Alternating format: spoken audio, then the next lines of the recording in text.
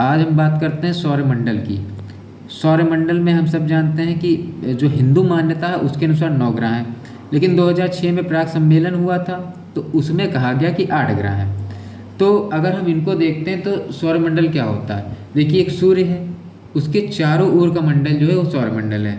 इसमें क्या क्या आएगा, तो सूरज है, एक तारा है तो तारा आ गया, ग्रह हैं सारे, पृथ्वी है, मंगल है, बुध है, शनि है, अरुण है, वरुण है, बृहस्पति, ऐसे करके ग्रह हैं। तो ये ग्रह हो गए और इनके चंद्रमा यानी कि उपग्रह हो गए। तो उपग्रह आएंगे, तारा हो गया और अपना ग्रह हो गया।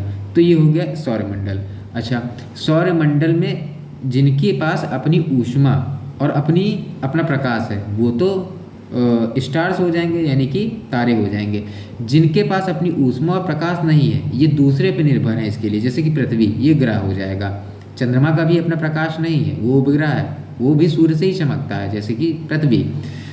तो ग्रह की बात कर लेते हैं। सूरज है, इसमें फिर ये मान लेते हैं सूरज है, अब इधर से जाएगा ग्रह।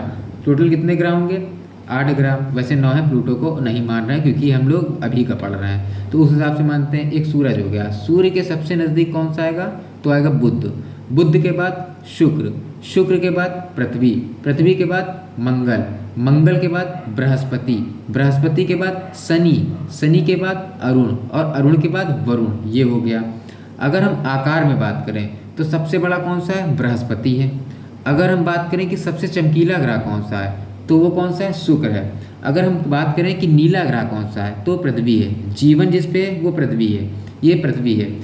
और अगर हम बात करें कि बुध की, तो बुध सबसे नज़दीक है और सबसे छोटा ग्रह है। बुध सबसे छोटा है और सबसे नज़दीक है, लेकिन तब भी बुध सबसे गर्म नहीं है, सबसे गर्म शुक्र है। ऐसा क्यों, क्योंकि बुध पे वातावरण है ही नहीं, वहाँ सूर्य से निकलती है पवन ऊर्जा, तो वहाँ क्या करती हैं, वातावरण, बादल वादल वहाँ होते नहीं, वहाँ उड़ा ले जाती। और वातावरण जब तक नहीं होगा, वायुमंडल नहीं होगा, तब तक गर्मी नहीं होगी।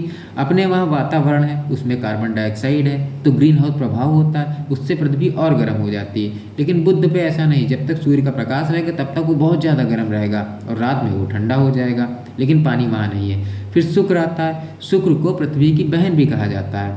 और शुक्र जो होता है वो शुक्र के बाद पृथ्वी आती है, पृथ्वी के बारे में जानते हैं। पृथ्वी के बाद मंगल आता है।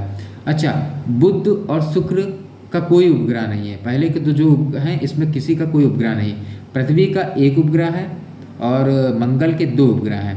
बृहस्पति के 79 थे लेकिन 82 हैं ऑलमोस्ट, और शनि के जो हैं वो भी 83 उपग्रह हैं, सबसे ज़्यादा शनि के माने जाते हैं। लेकिन अभी इनमें है क्योंकि अभी पिछले साल 2-4 उपग्रह और खोजे गए बृहस्पति के, जिससे लगता है कि बृहस्पति के उपग्रह ज़्यादा है। पीला ग्रह कहते हैं शनि को। और अगर ऐसा कौन सा ग्रह है जिसको हम पानी पे तैरा दें तो तैर जाएगा,